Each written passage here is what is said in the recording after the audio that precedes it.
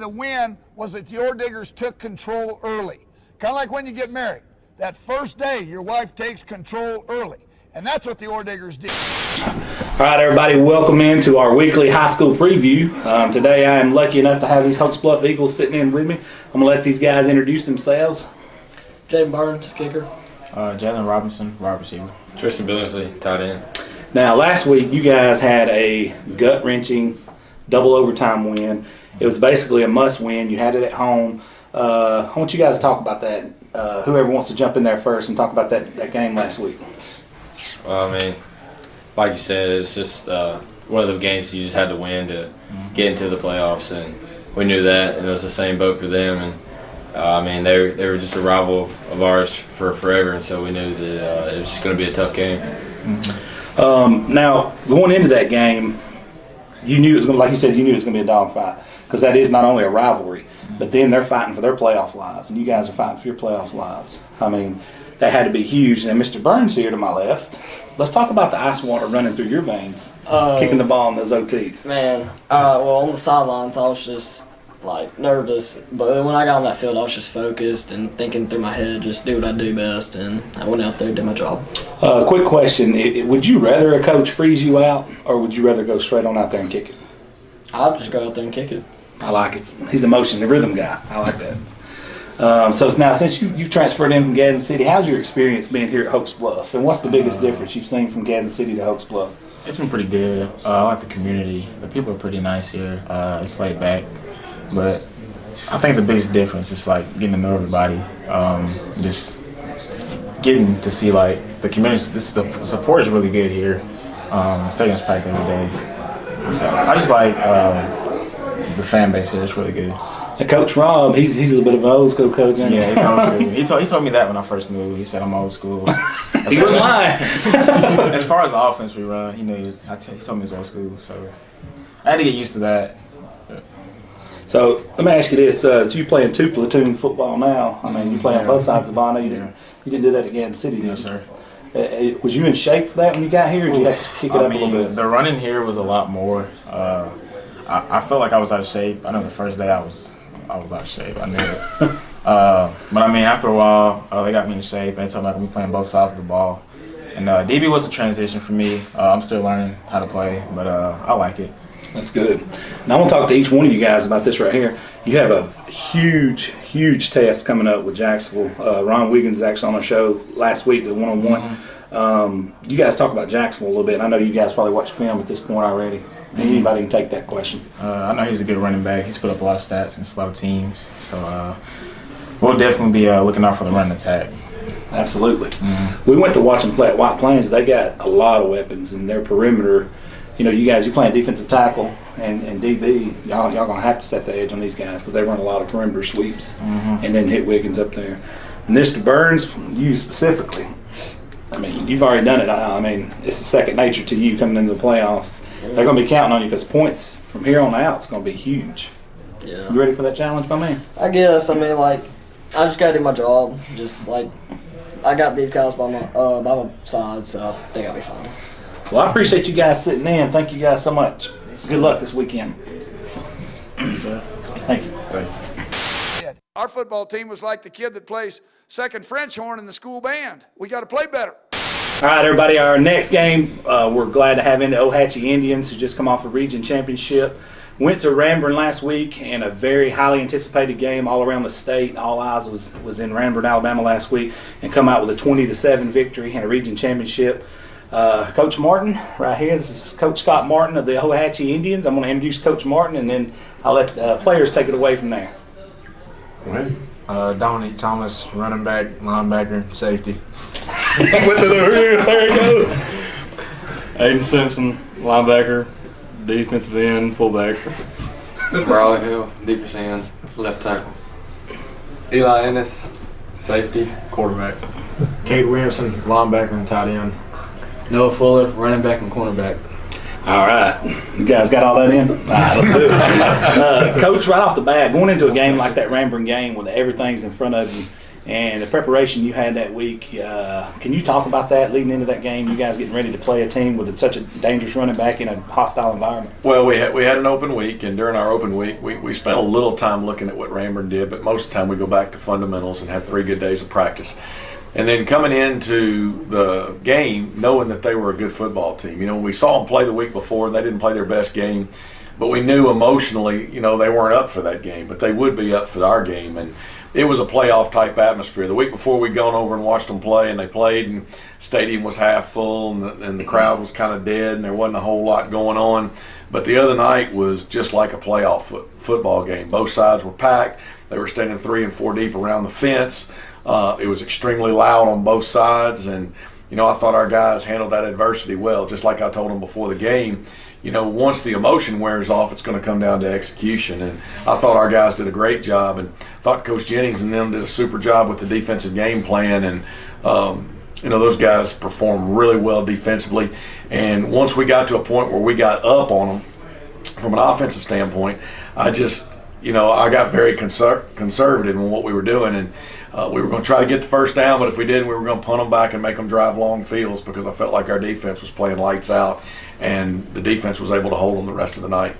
Next question I'm going to have for you, and this is a classic example of, after a big game like that, how you don't have no letdown, especially on a shortened week like you have now, unexpected shortened week, correct? Right. So now you've got to flip right back around, albeit at home. You got to play on Thursday. How do you keep that laser focus? Well, obviously, we got a couple things going for us in the fact that we want to be undefeated in district in the region.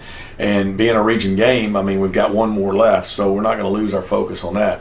Also, we didn't play a perfect game. They'll be the first to tell you, after watching the video yesterday. And we're going to try to improve and make improvements on what we did not do well this past week. And we've got plenty of room for improvement. So, we're not always, when we're working every day, it's about us getting better at what we do. And, we're going to take a look at what the opponent does. We're going to try to see what they do offensively and defensively. But to be honest with you, we spend a lot of time on our fundamentals and trying to make us a better football team. That's awesome. So you guys going into last week defensively, I know several of you guys started on defense, and we've just found that out off camera. When y'all seen Smith and what Ranburne did on offense, what stuck out to you? I know containment had to be one in getting him on the ground. Anybody can answer this. Coach just told us to tack him low and wrap up. Yeah, he's a big boy. Yeah, he made a highlight reel like nationally on the run against, I don't know who they were playing. No disrespect to Christian Smith, but they got a guy by the name of Gunnar Hollis who's pretty good too. Yeah. Yeah, I would think, right now, 46 seems to be leading their football team, and Christian does a great job, but I think he'd been battling the injury, most of the year, preseason and early in the year. But Gunnar Hollis, the thing that's impressive about him is that guy makes tackles all over the field, and it doesn't matter where it is. He's got a nose for the football, and he's always around it. And they give him the ball in running situations, and he drug a few people around the other night. He is a really good football player. I want to ask you guys another question. How did it feel to get to play 4 quarters? Was y'all a little bit out of shape? Tired. Yeah. How did that feel? Anybody? I wasn't really tired, but I did cramp up a little bit. That's some uncharted territory, man.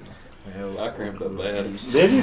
See, the truth comes out now, man. I like it. This is stuff you won't see That's right. on the highlight reel. Well, it was our first 48-minute game. Out of 7 games, half. that was it. Yeah. You had actually, I'm sure, Coach, you're looking forward to having that. So Yes, everybody, because the playoffs will need it. Playoffs are coming up. He didn't claim it, but the punter's in here tonight. Where's he at? He didn't claim it. He didn't claim it. Well, guess what? No punt for him this week. Well, I hope you're right. That's hilarious. That means good things are happening. Oh, man, that's hilarious. So Domonique runs hard. Cade, you found out this week. Domonique celebrates hard too, right? he about tackled Cade and then Did he? I told him I was about to. You might need to roll that film so people can see it when we go back and play this. When he got the sack, the last play of the first half, I was about to tackle him too. that was a good hit. Yeah. Now, offensively going into last week, execution-wise, what were you guys looking to do against them? Do what we do I mean, sticking out our bread and butter and stuff. The thing I like about you guys and what I've seen on film, you kind of dictate what your opponent's going to do. You put them in a phone booth and you say, your 22 is going to play our 22 in a phone booth. Physical football straight ahead.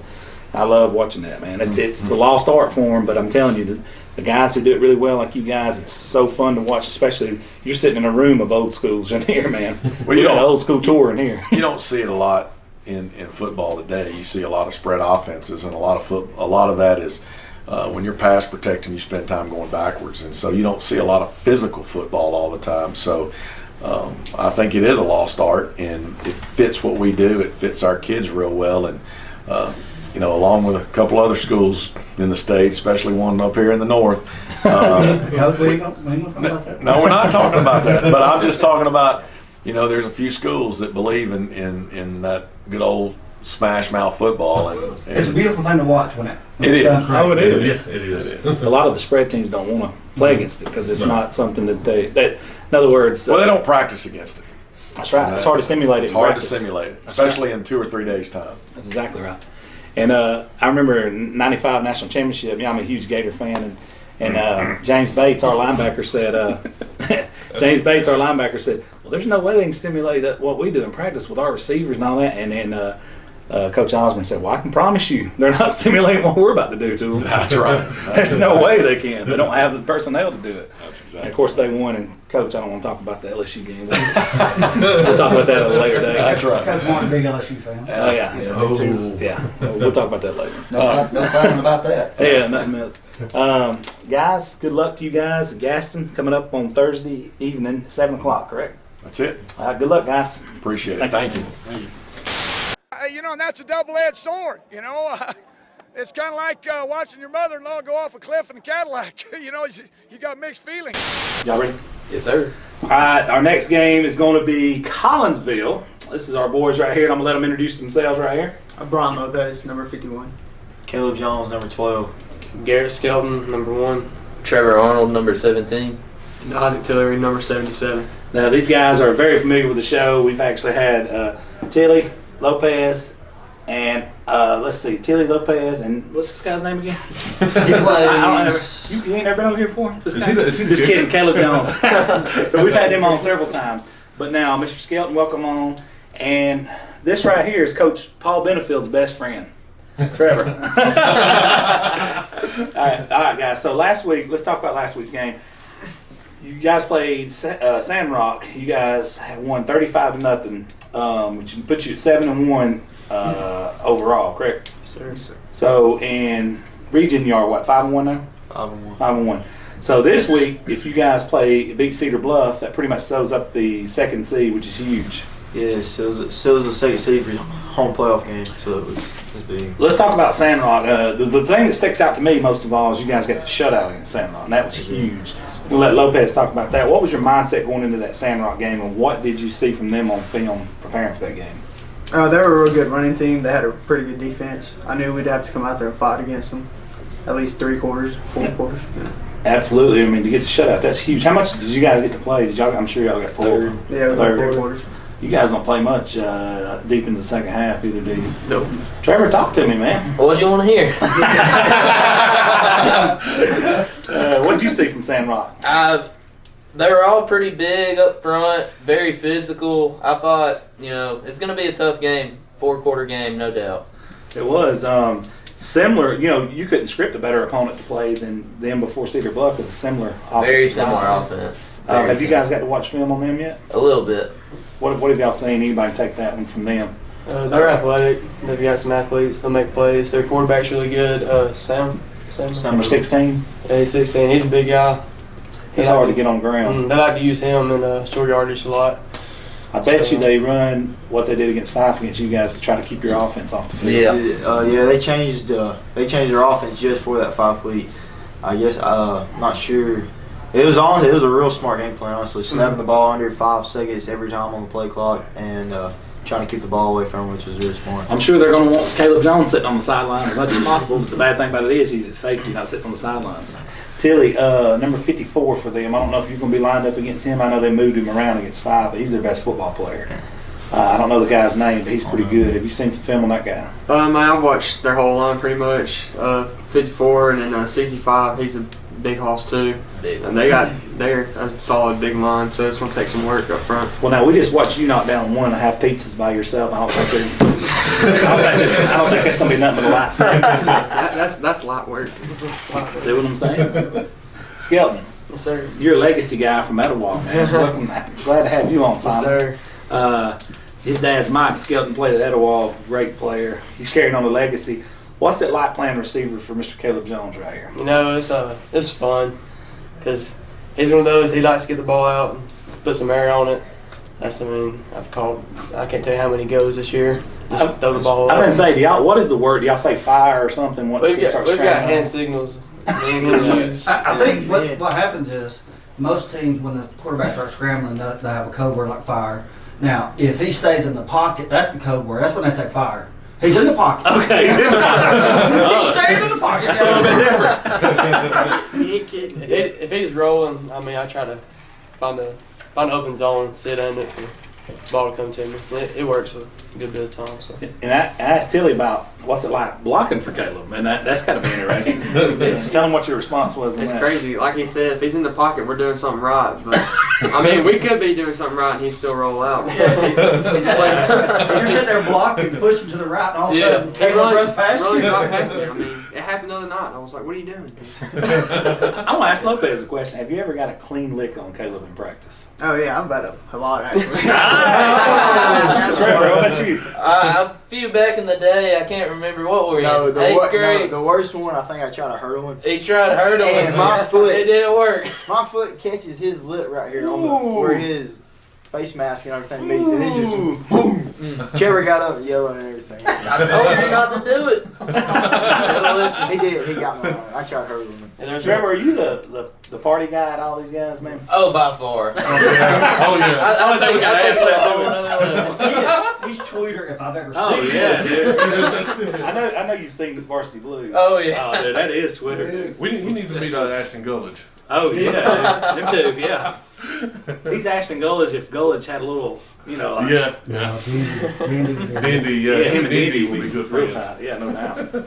So, man, y'all got me on. But no, all jokes aside, bringing it back to reality here. You guys win this week, hosting a playoff game. That's going to be huge. Do you know who you guys will be looking at in the first round, or tentatively? Colbert County. Colbert County. Colbert County's the third seed over there. They beat Sheffield this past week 27-20 to host the third and fourth spot. So Colbert County won that one. They're third, so we play Colbert County first round. Did you get them at home? They're perennially pretty good. Got a lot of athletes usually. They were supposed to, I reckon, they were supposed to win that region over there, but I reckon they that week. Red Bay. Red Bay. It's Red Bay. No. Red Bay, Addison, Colbert County, Sheffield. But Colbert County was supposed to win that region. I don't know, after that one loss they had the fifth week when they played a non-region, I don't know if they had somebody hurt or something, but they had that tumbling where Addison beat them, then Red Bay beat them, so they had a tumbling 3-game loss streak. And so I don't know if they had people hurt or what. Something must have happened because they were supposed to. They were supposed to be really good. Who ended up winning that region? Addison? Red Bay did. Red Bay. Addison's at two spot. There's some funky stuff could happen. I tell you what, hey, 2A is just. Oh, it's a murderer's row, man. It is. Speaking of murderer's row, Kaleb, what'd you do over the weekend? I've seen pictures. Can we put a slide of this picture up? I put it up. Smacked on some geese. This guy The got truck stacks full. of geese. How many did you get total? Yeah. We killed 30 something. We killed what the limit is. The limit. We killed We killed the limit. The legal limit is like 37. Yeah. Did you do it with an AK-47 or what was you using? We had, I think it was like, I don't know. We had pretty good bit of people there. We was sitting up on a pond, a Reese pond, and they was coming over them trees, and we was just lighting them up. Are you going to cook Lopez and I some geese stew? Or what? Well, my mom's actually making jerky out of them right now. So. I like where his head's at, man. We gotta get If the apocalypse, if the zombie apocalypse happens, I'm carrying this dude. I got Cal. Yeah, Caleb's going with me. I'll take Trevor too. Hey, y'all sleep on me. Y'all gotta go look about that. I was looking up like, I'm going with man Trevor over here. Trevor looks like he's trying to jump out of a tree with a Rambo knife. hey, don't forget about the guy in cowboy boots. Hey, that dude's a real We dude. really don't know how he's not dead for all the stuff he's did. You gotta be tough. He's not kidding. You gotta be tough. What do we used to say to you? If you gonna be dumb, you gotta be tough. Oh, yeah. If you're gonna be dumb, you gotta That's a be song, tough. man. Guys, I appreciate y'all sitting in, and good luck against Cedar Bluff. Next week we'll talk some football. Yeah. Thank you, guys. He's like that black lab on the first day of pheasant hunting season. He was pulling at the chain. All right, our next game is going to bring us into Westbrook. We actually are very excited to have these guys in tonight. They're going to be playing Cleveland this week. Westbrook is 6-2, 3-2 in the region. Cleveland is 4-4, 3-2 in the region. Huge game from you guys. I'm going to let you guys introduce yourselves, starting right here, and work your way down. All right, I'm John Harvey. I play O-line and D-line. I'm Derek Graham. play defensive end. I'm Bellew. On the kicker. I'm Johnny Bellew. I play safety. What else do you play there, Mr. Blue? About everything. Swiss Army knife Blue is what we call him around here. All right, guys, go ahead. Before we get started, first ever Average Joe Sports Talk breaking news. Florida State pursuing Urban Meyer. Just come across the ticker right Did they fire? Looking at firing him yet, Taylor? He got fired already? Not yet. Not yet? They're going after Urban Meyer. Who did he say? Okay. Well, That'd be interesting. I hope they get him. Coming from a Gator fan. Can we take a quick break? So talk about last week's game. You guys defeated Woodland 41-12. Going into that game, what did you guys see from Woodland on film, and how did the execution break down? We saw their quarterback was shifty. He was good. He's a good athlete. So we had to contain a lot, and my job was make him dance, let the linebackers do the work, really. So that's what I did. So, Graham, you almost got a pick last Friday night. Can you talk about that a little bit? I did. Screenplay. Screenplay. I tipped it up and I dove for it and didn't get my hands under it. But so you was playing touch to yourself there. I was. I like it, man. Mr. Harvey, you on the O-line. You've been offered by Birmingham Southern, correct? Yes, sir. Let's hear. How's the recruiting process been going for you so far? It's been good. They actually offered me to play D-tackle over there. But it's been good. I've enjoyed it. Me and John Reese went down there Saturday and watched them play Barry and beat Barry, which was a great game. That's huge. Barry was ranked number 7, from what I understand. And their defense is really good too. Birmingham Southern ran all over them. John Reese, you've been on a couple of trips now. How's the recruiting process going with you? It's going really well. Seen a lot of good places, a lot of nice campuses, and a lot of nice teams. Good. That's awesome. Now, you guys coming into this week have Cleveland coming up. Can you guys talk about what you've seen on film from Cleveland? Anybody can take that? You want me to? Yeah. Go ahead. Yeah. All right. So they like to spread it. They bunch. Have 2 tight ends sometimes. So then they'll spread it out, and they don't. They have one. They don't sub much. So we don't really know when to get in the 50 or not. So it's kind of tough on us, on personnel wise. But they run heavy, so I think we'll be all right. And they switched to 2 tight ends, I think, 3 weeks ago, and they've been scoring. Yeah, they put up 58, 59, and 65 in the last 3 games. Weeks. So they're averaging in the mid-50s. But their opponents were kind of weak. So yeah. so that's all. They can look that up if they want to. Yeah. Nobody from Cleveland watches that, so we're Well, good. they can think here. But and they get their running back, number 25. Yeah. He hasn't played this He season. played with them last year. But he's pretty good. Wait a minute. So he didn't play in these outbursts of 50 points? No, he hadn't. I think he had 1 or 2 of them. Man, So, He had a big tackle against him last year to win the game. Well, Yeah, to last year. seal it for us, really. I got to ask Mr. Will a question here. Hey, talk to me about these guys right here. Which one of these guys is the class clown? Derek for sure. Are you really? Yeah. Every now and then I make joke. Hey, just don't joke too much around Asheville Gullich. I don't like it. Yeah. Josh, I used to play ball with him. Yeah. Baseball. Play football. He was hanging out over here at the house one night. I said something funny. He said, "You tell too many jokes." He meant it too. He's about to square Josh up. Hey, So, Will, we always ask kickers this, and we're about 50-50 on this.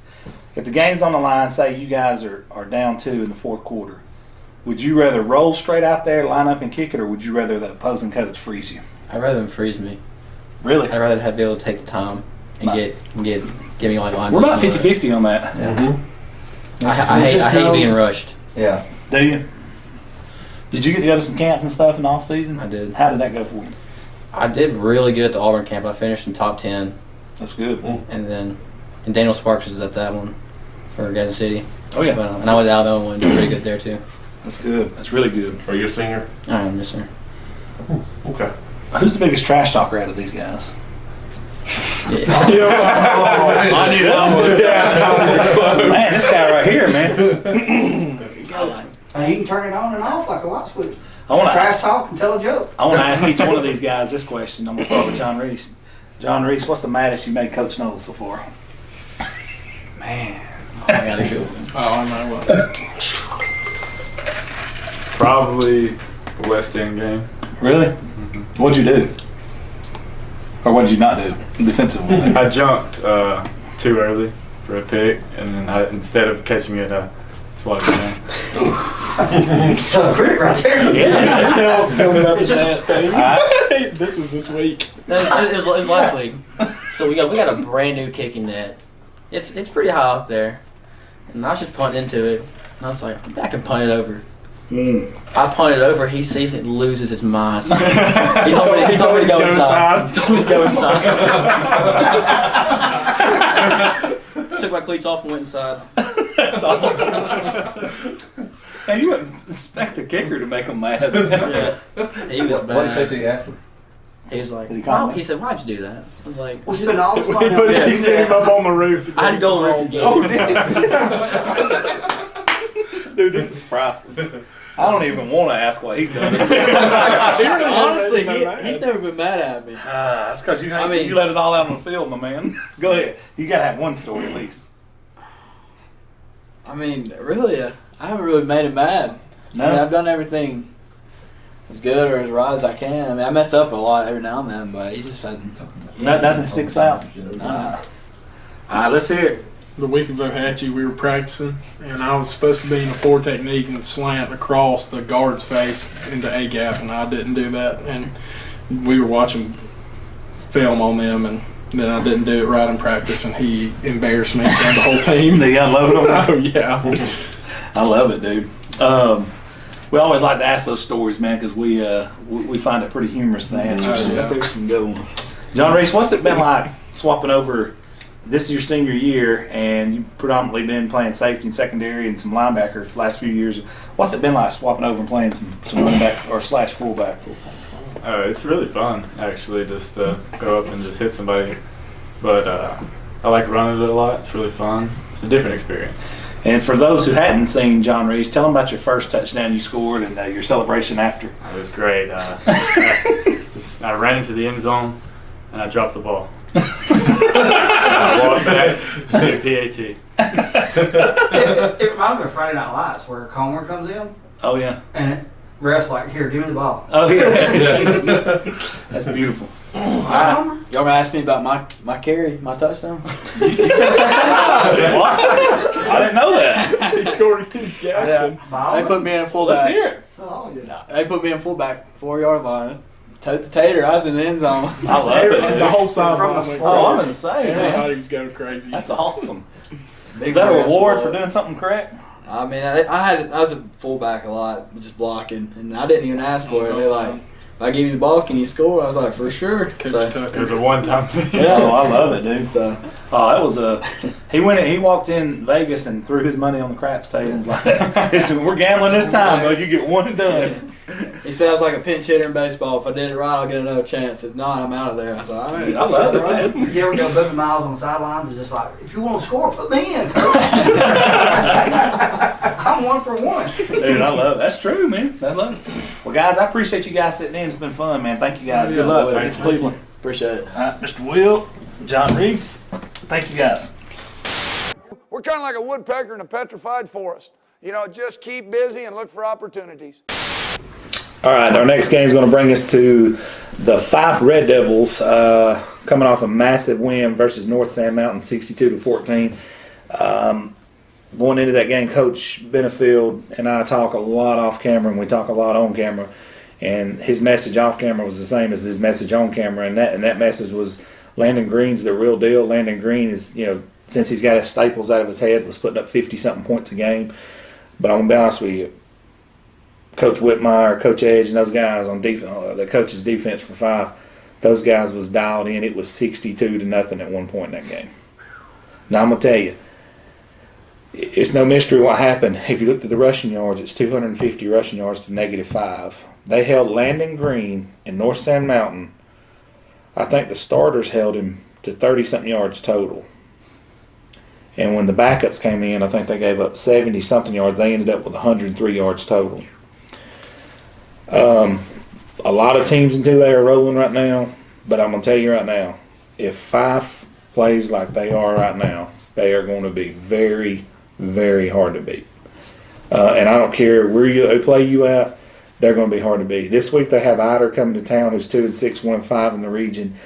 Fife's pretty much sold up everything that they need to do. They have a pretty tough game with Sylvania next week. Not looking ahead of Eider or whatever, but to be honest with you, this Eider game is going to be one of those where you want to get your some of your younger guys in. Dave, I want to ask you a question. Coming off a situation like this where you've clinched basically everything that's in front of you, now obviously you want to go undefeated, and you got someone like Eider rolling around, and you got to go on the road. How do you not let down in games like that?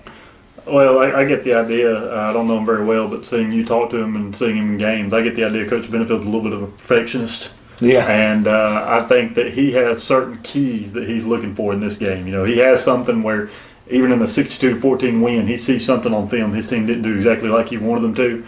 And in a game like this where you're going to kind of control the game the entire way, you're going to try to put your team in situations where you want to see something happen. You want to see situational coaching. Yeah. You want to see how your linemen block on a certain look. You want to see how your defense adjusts to a certain look on their offense. And you've got things that you're looking at. It's not all about the overall game, the overall score. You're not even probably interested in the score at this point because it may end up being worse than 62-14. But you are looking at situations where you can improve in places where you think you might be the weakest, even though it doesn't look like Fife has a whole lot of weaknesses right now. But, being a perfectionist like that, you've got ways where when you're at 80%, you want to be at 99%.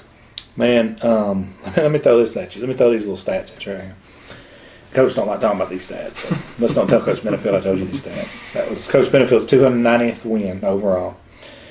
He now has 121 games won in this decade. Do the math on that. Fife has won 46 straight regular season games. The longest region winning streak at 32 games now. Also, their starters have still not given up a touchdown on the season. These points come when their second team came in, and one of them was a kick that got ran back. Another thing that's really scary to me, if I was going to face Fife, is you've now got legitimate weapons developing all over the field. Dalton caught a huge touchdown last week. Zach Pyron is healthy and rolling. Malachi Mize has been really good running the ball. You have Ike Rowell, who's playing out of his mind right now. Kyle Dukes is starting to come on. Lyles is getting healthy. Levi Carroll is healthy and rolling. These guys are starting to click, and they're starting to do it at the right time.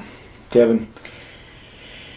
I would like to know the reaction that Benefield had when that kid run the kickoff back.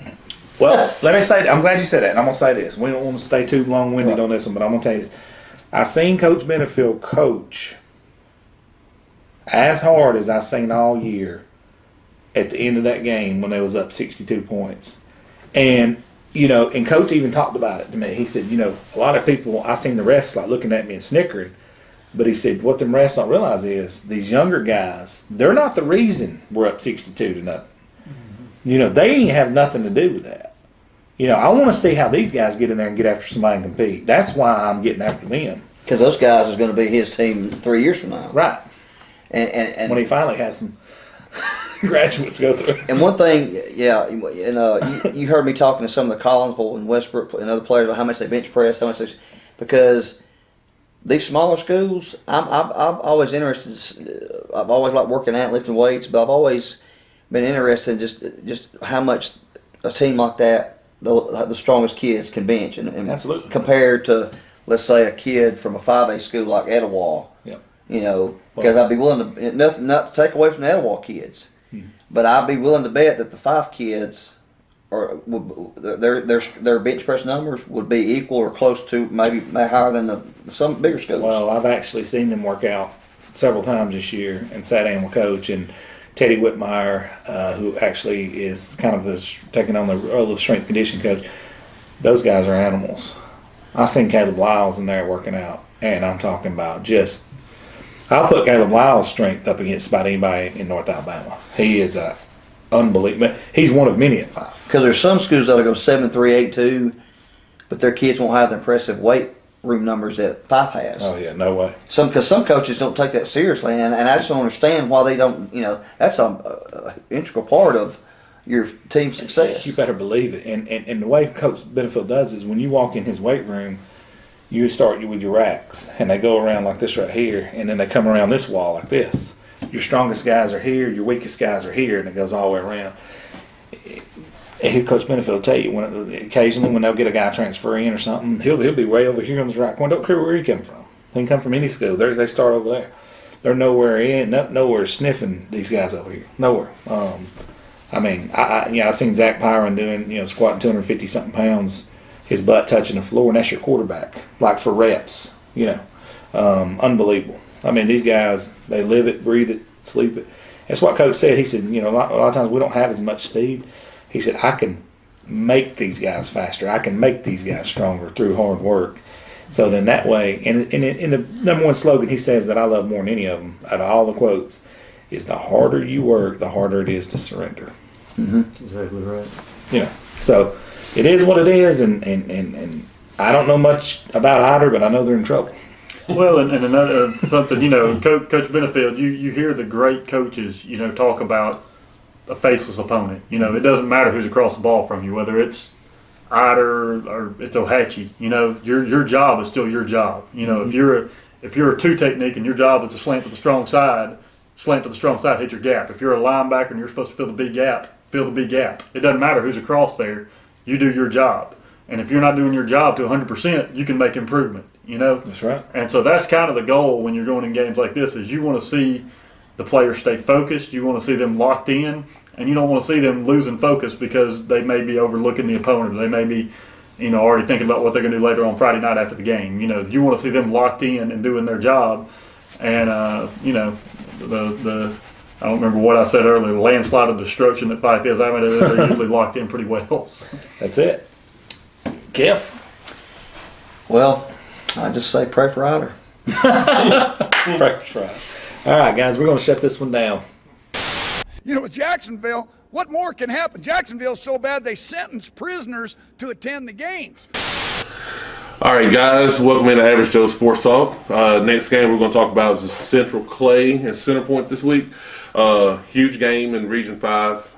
Right now, Central Clay and Center Point, and I think Mortimer Jordan are tied for first.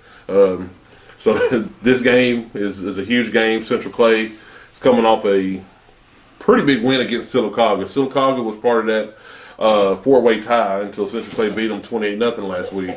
Josh, you read that game. Tell us I wasn't able to make the Sylacauga game, but I did watch it on YouTube. Interesting stat. I looked up most shutouts in a season, and Danny Horn is responsible for 5 of the top 8. And he shut out Sylacauga.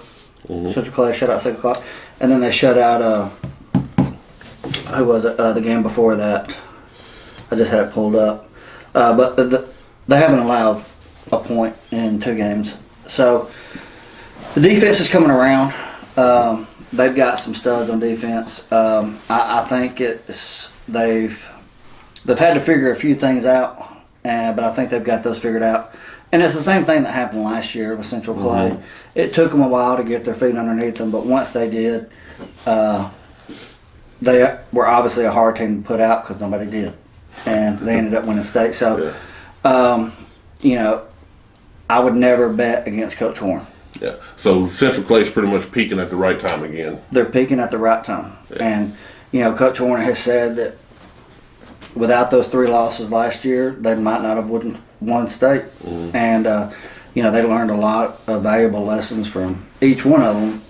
So, and when you look at the schedule they had this year, and look at that region, it's, in my opinion, the best region in 5A. I do think that region, Region 5, will sweep the first round. I think all 4 teams will make it into the second round. So, oh, okay, that's a pretty bold prediction. We got some teams from Etowah County that's going to cross over with that region. Oh, really? I haven't looked at the bracket. I know you got Center Point, Sylacauga, Mortimer Jordan, Central Clay. I mean, well, I take that back. No, they won't cross over to the second round. So, but that's Etowah definitely plays in the first round. They'll play the way it looks right now. They're going to be playing Sylacauga. okay. Yeah, we're gonna have to break these down, but yeah, that's gonna be pretty tough to sweep. I think Etowah could get Sylacauga.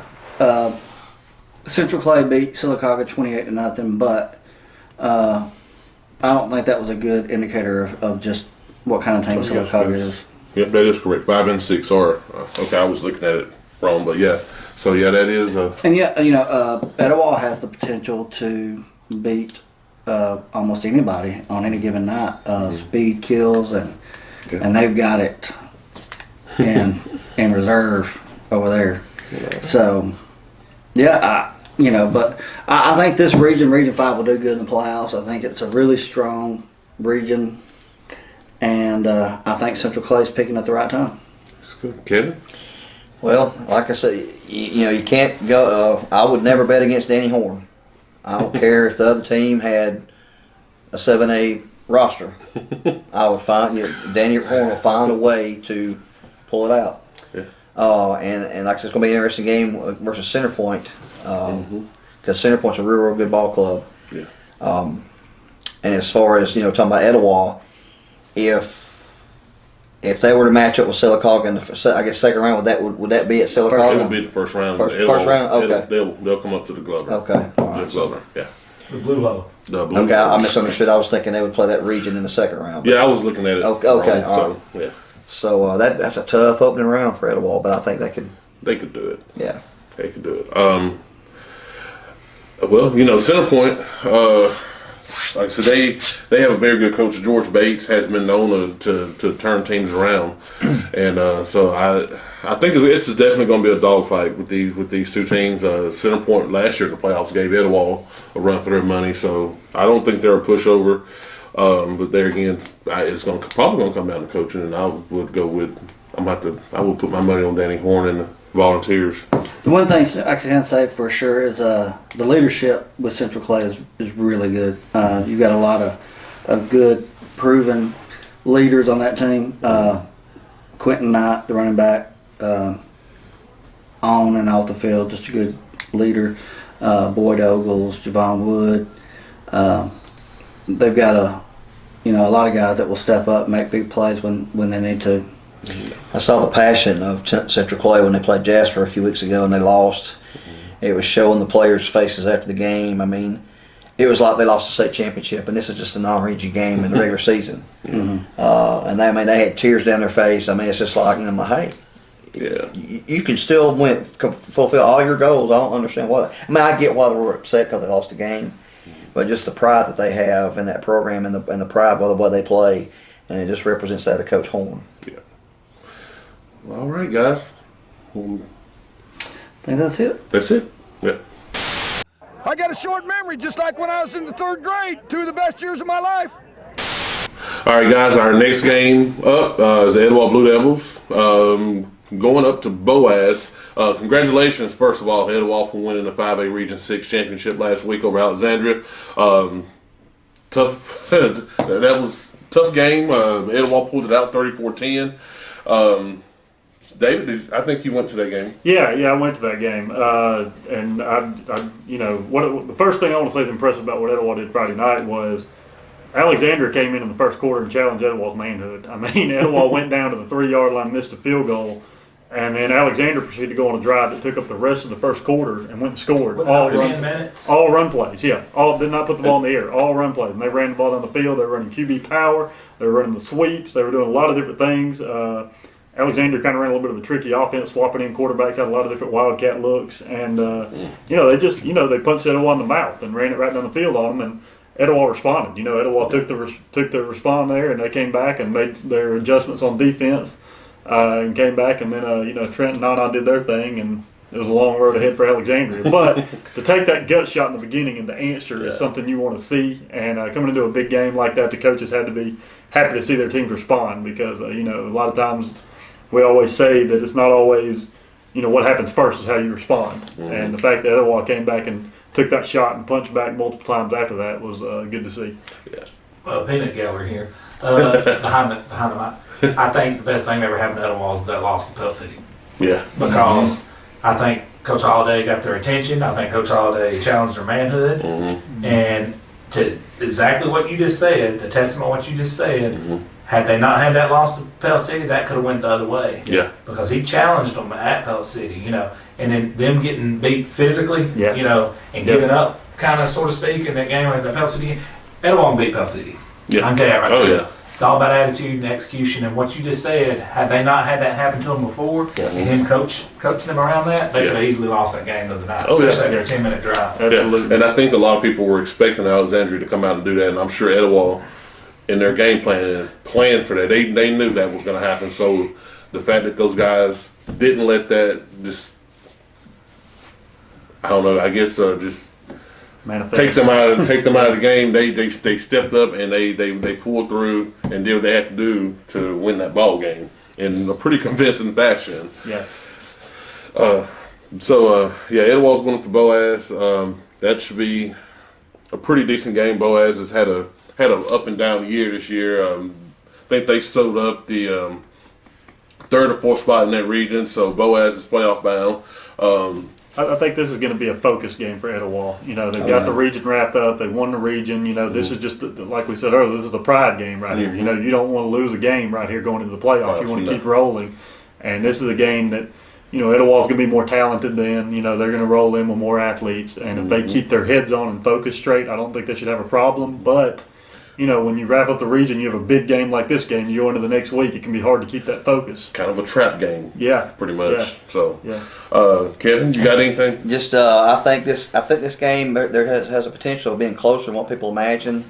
Although I don't think it would, because Etowah coming off the win last week with the region championship, and Boaz is one of those teams I guess you consider maybe a rival, considering it's because of proximity, about 15 minutes up the road, and it's at Boaz. And teams seem to struggle when they play up there at that stadium. These yellow flags seem to come out of nowhere that don't normally come out any other time during the year.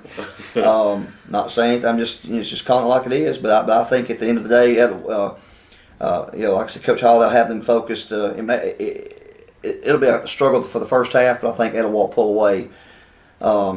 Their depth and everything will be probably too much for Boaz, and but like I said, just don't be surprised if this game is closer than what people think. But I don't know what the line is on for the game, but normally you would expect a team to be flat after winning a region championship, but like I said, I think Coach Hall will keep them around in focus for that. So. No, I want to say prayers up for Brady Troop too. Yeah, exactly. He took a nasty shot in that game, and I hear he's doing okay and he's recovering. But prayers up for him. And I will say on the bright side for Etowah also, the backup number 4 came in and they didn't miss a step. John Wallace. That kid was throwing the ball. Actually when Brady got hurt, I think the next play was a 3rd and short. And I think I said to somebody, "Here comes a run." And by God, that kid play fakes and rolls out to the left and just throws a dime out to the sideline for a first down. Yeah, so, he throws a nice ball. Yeah, so that he was, can rip it. And you'd think that, and I would expect whenever the coach's kid's a quarterback, because I mean he lives with him. He should know that offense left and right. But he should, of course, at the same time you have to go out there and execute. But it seemed like it'd be. If my dad was a coach, I'd be comfortable. I mean, I'd be nervous about messing up, but as far as just running the offense, because that's the same offense he's always had since he's been your dad. So, but anyway. All right, guys. That's it for that game. I don't like that bottled water. I like that butte water. You get to eat and drink at the same time.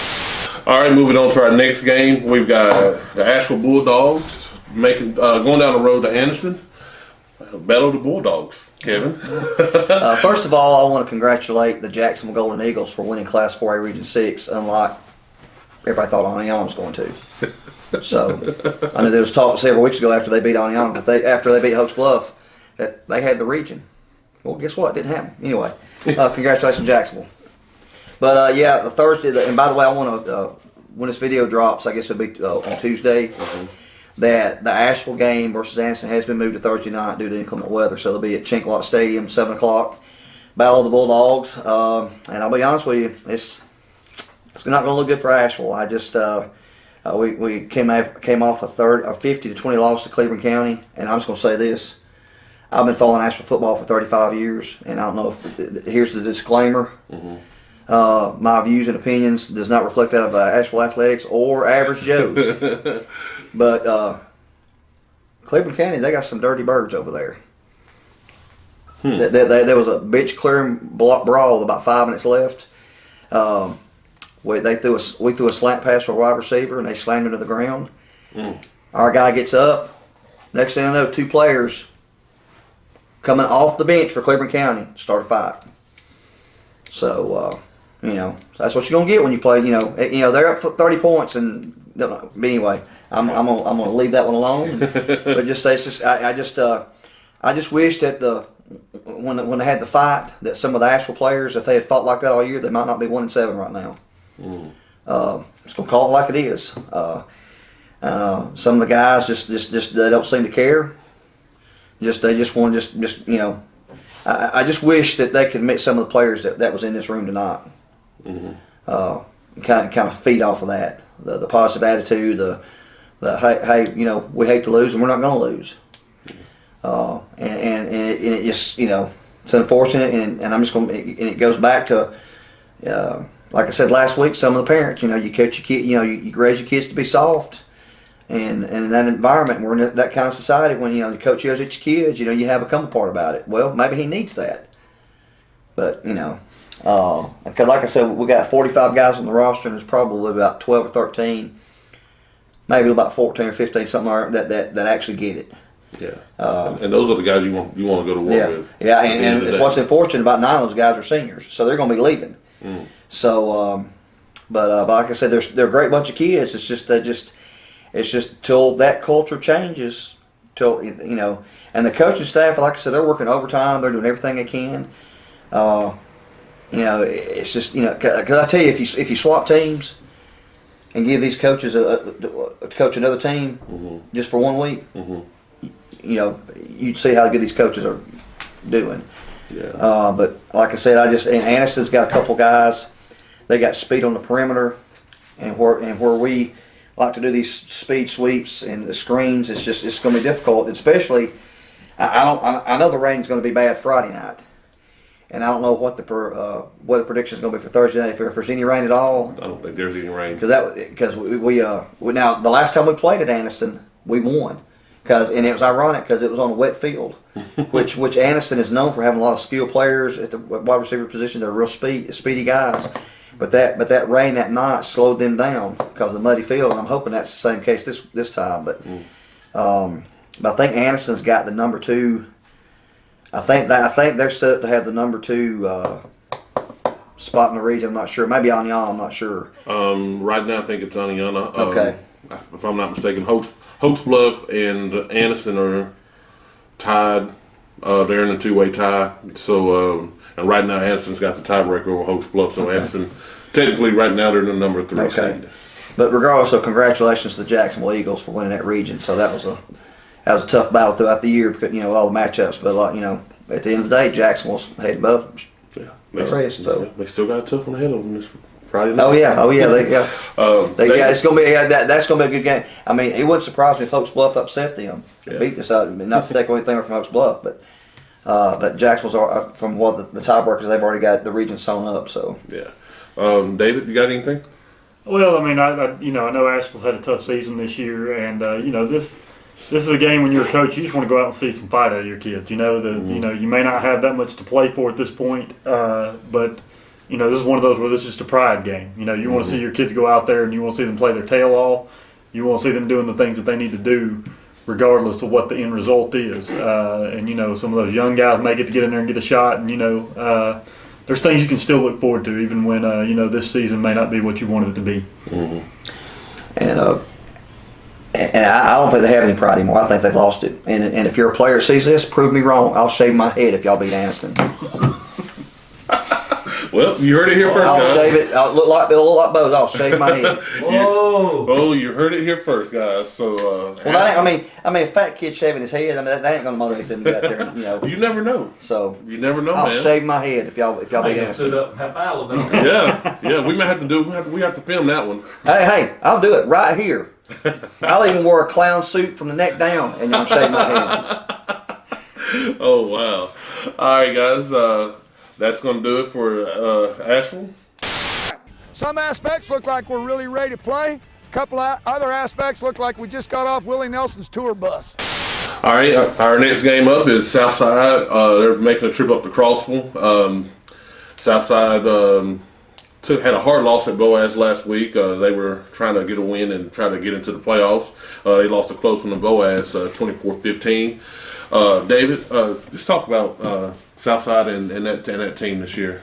Yeah, I mean they've had a little bit of a rough go of it, but the thing is, I don't think they've stopped fighting. You see a close game against Boaz, which is now a playoff team. And they were very close in that game. Probably had a chance to win it and could have get their own playoff berth. But the fact that they've kept fighting, I mean they've got talent. We've seen the guys that play up there. We've been talking about Rich all season long, that he can make every throw you want. He's as talented of a quarterback as there is in this area. Yeah.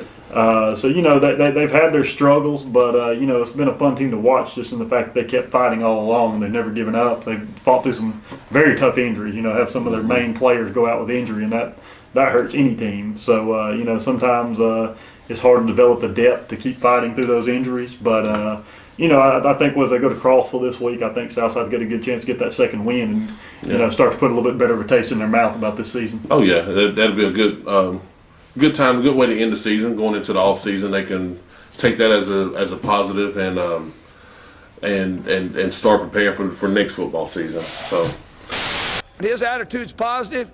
He thinks he could take on Hale with a squirt gun.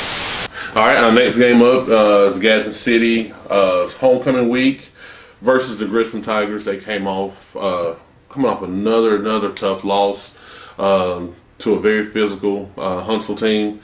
I was at that game last week, and coming in to the stadium, you could feel a really different vibe amongst the team, and it was a great vibe that you felt. We had a great coaches show at Chick-fil-A last Wednesday night, and we had, I would say, probably 40-something players show up, and the whole entire coaching staff showed up, and there was just a lot of positivity going on. Just everybody was just loving on each other and just having a really good time, and that carried over to Friday night. It is because, like I said, the vibe Friday night on that sideline and in warm-ups was great.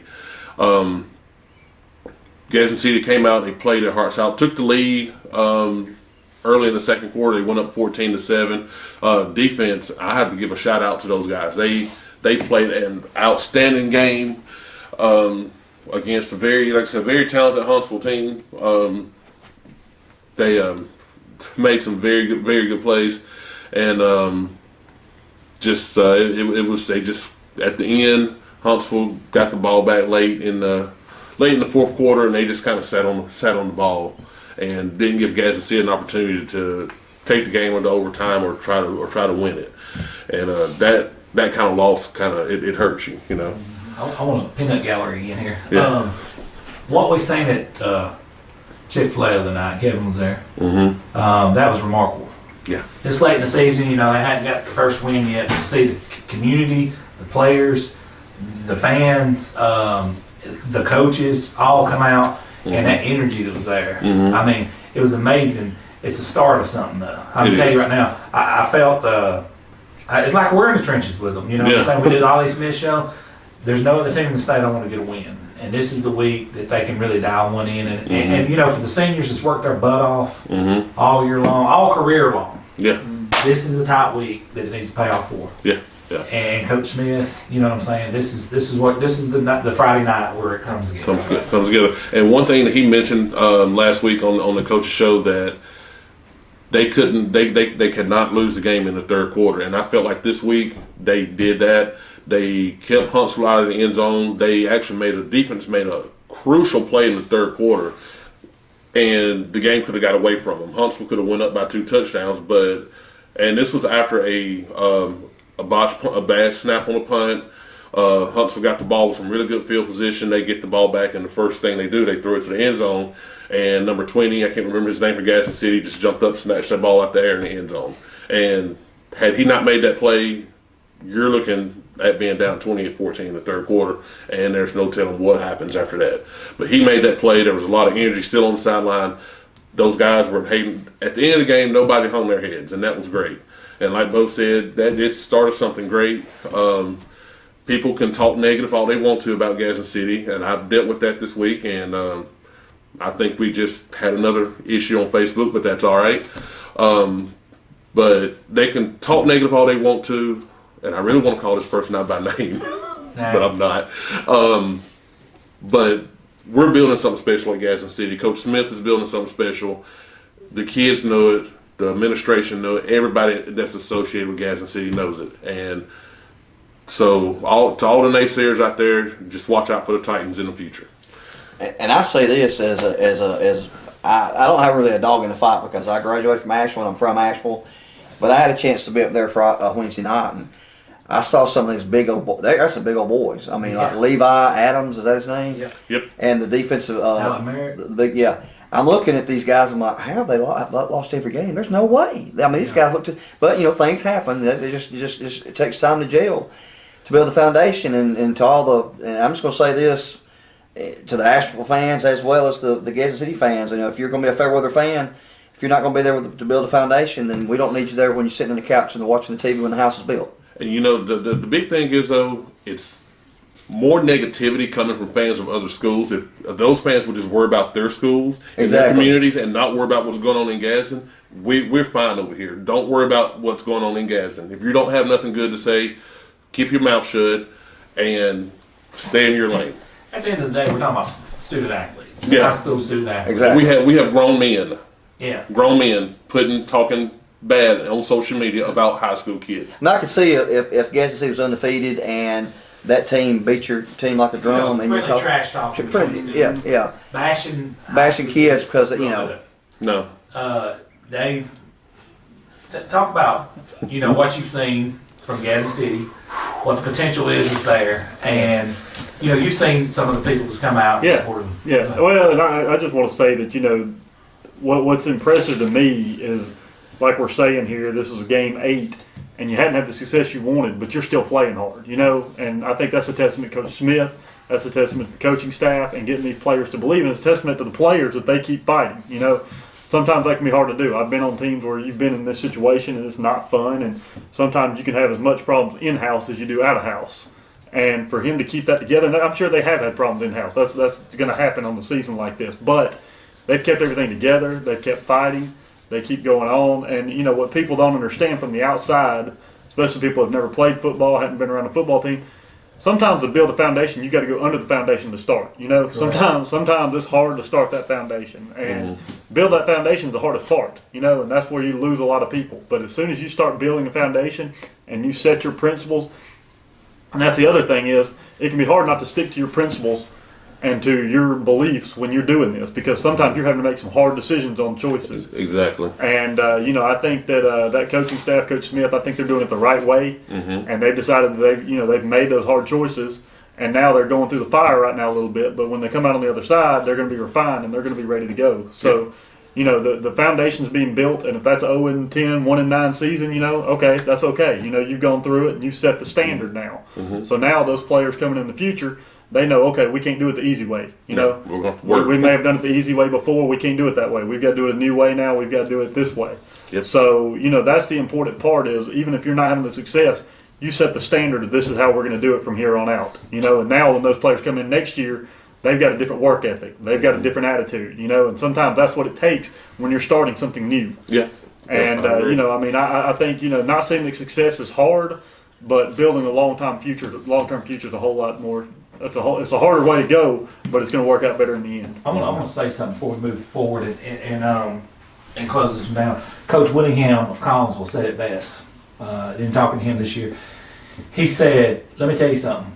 I don't need you here when we're 10-0, 11-0, 12-0. I need you here when I'm 1-9, Yes. when I'm 0-10, when we're 2-8." He said, "The reason being, that's when you find out your friends. That's when you find out your warriors, and that's when you find out who's behind you." Exactly. He said it's easy to kick people when they're down. That's when you need the support as a team. That's when I need the community out when we're struggling. Exactly. He said, when we're 10-0 rolling, we don't need you there. Exactly. He said, I'm not saying don't come. He's saying, we don't need you. We've got this handled. But I've been through those teams where it's 1-9, 2, and whatever. That's when I need support and I need some help. Yeah, that's it. It makes a lot of sense. That's it. Well, I just heard Coach Martin, who was here earlier from Ohatchee, talking about, and he talked about some of the places he's been over the years, and he talked about when he got there, it's a struggle. It was a struggle, yeah. You don't just walk in and bust the door open and work. Yeah. Sometimes you show up that first week and you've got 10 people out there helping you from the touchdown club do everything you need to do. By week 4, nobody's there anymore. People stop believing and they don't care. This season's already a wash, so they don't care about it. What they don't understand is this season isn't over yet. There's still progress to be made. There's still things that can happen that are going to affect what happens next year, the year after, and down the road.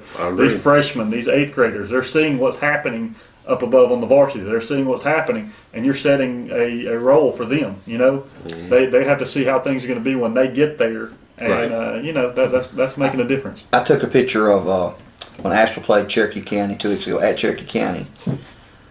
There was more players in this room tonight, everybody total, than there probably was fans in the stands, and it was just, I literally just about blew a gasket because I can't believe. I mean, these are parents. They didn't even come watch their kids play. I'm like, what kind of idiots do that? And it's just frustrating because, like you said, you need support when you're 1-9, 2-8, because that support's what turns that around into 8-2 and 9-1. That's it. All right, guys, we're going to shut this video down. Thank you for watching.